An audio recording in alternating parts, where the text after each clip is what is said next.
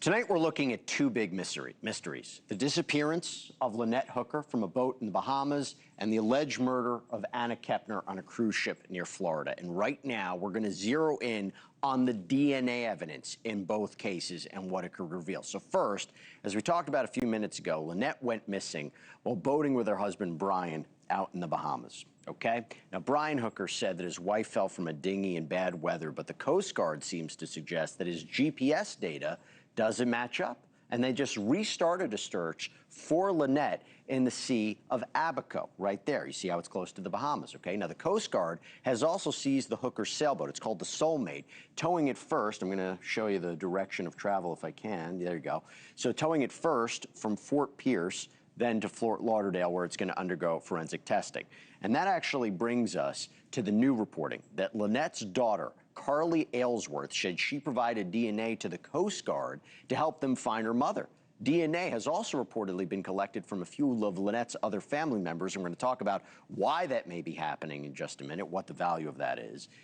But we're also going to ask our expert about the shocking new DNA evidence in the Anna Kepner murder case. Now, you're going to remember that according to authorities, Kepner was sexually assaulted and asphyxiated during a cruise with her family. It happened when the ship was apparently, I'm going to show you where the direction of travel here, when the ship went from Cozumel, Mexico, to the port of Miami. Now, Kepner's stepbrother, Timothy Hudson, who was 16 at the time, is charged with her murder. But as we reported earlier this week, unsealed court documents reveal that federal investigators also obtained DNA evidence from a second juvenile male who Kepner allegedly had sex with during that cruise. Now, despite this revelation, prosecutors say Hudson is the only contributor of the male DNA found on Kepner after her death, meaning this other juvenile is not considered a suspect, has not been charged with any crime. So the question is, what does all this new DNA evidence mean for the case? Joining me now, forensic DNA expert Greg Hampikian is with us. Greg, thanks so much for taking the time. I want to start with the Anna Kepner case and the news that investigators tested DNA from this second teen boy that she allegedly had intercourse with during on the cruise. What exactly does that second boy's DNA tell us about the story?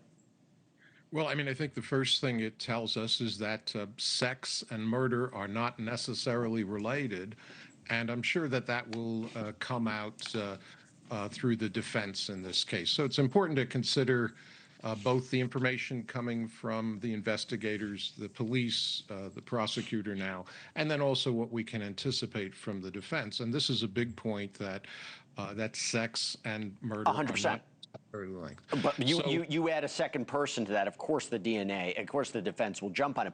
But to be clear, how do we know definitively, or how do we know that his DNA, this unknown juvenile's DNA, was not on her body? I mean, what do we take away from that exactly? Well, you're asking the million-dollar question. So again, we have to consider where we're getting the information from, and the information about the other young person is not clear to me about where the DNA was found. And of course, we're all very interested, I think, in the neck area because there's an injury there that looks like it caused death. So what's on the neck? And what we've heard is that her stepbrother is not on the neck, if those reports are accurate. My question is, well, then who is? Is this other young man on the neck? Is he on other items associated with possibly covering the body up, the life preservers and the blankets? And until we hear that, I really don't know what we're going to find out. Just to jump on that, for example, so yes, the defense had cross-examined, I believe it was an FBI agent, about the injuries on her neck and whether there was DNA, and it seemed that the answer was, I'm not sure. Is it possible that there could be injuries there and there'd be no forensic DNA identified of an individual? Yeah, the great thing about DNA is I've learned not to speculate too much because we get surprising results, both negative and positive. You just have to test, see what you get, and then realize that what DNA tells us is identity. It doesn't tell us how it got there. It's pretty easy to swab and move, and family members have a lot of contact. So, what's important is certainly they have a vaginal sample. That's, a clear inference of sex. There are occasions when DNA gets there through an object that's inserted, a sex toy that's shared, something like that. But certainly that's very important evidence about the sex.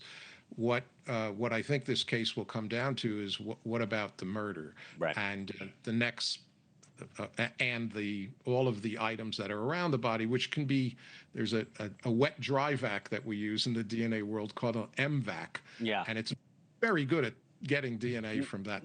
I'm glad you made that distinction. I think that's an important distinction to make. I do want to, while I have some time with you, talk about the Hooker case and DNA. Yeah. Why would investigators be gathering all this DNA from Lynette's family members? What are they going to do with it? What are they looking for? Well, two obvious things. One is that they need to identify anything they find. And the way to do that is through genetic relatives. The husband's DNA is not going to help there. You have to have someone who's related to them. And if they don't have a good reference sample, often we'll get a toothbrush from someone, from a deceased person or missing person. You can get great DNA from that.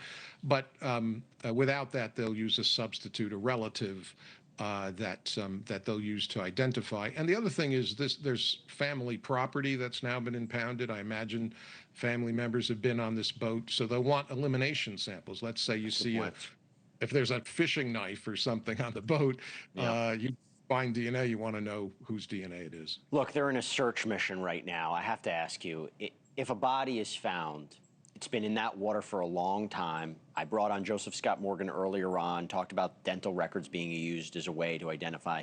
Could DNA evidence be there to help identify a person or reveal what happened, or is it so discarded because of is it so tarnished because of the water? No, the water won't destroy it. You know, Okay. There's plenty of animal life that will perhaps attack a body for food.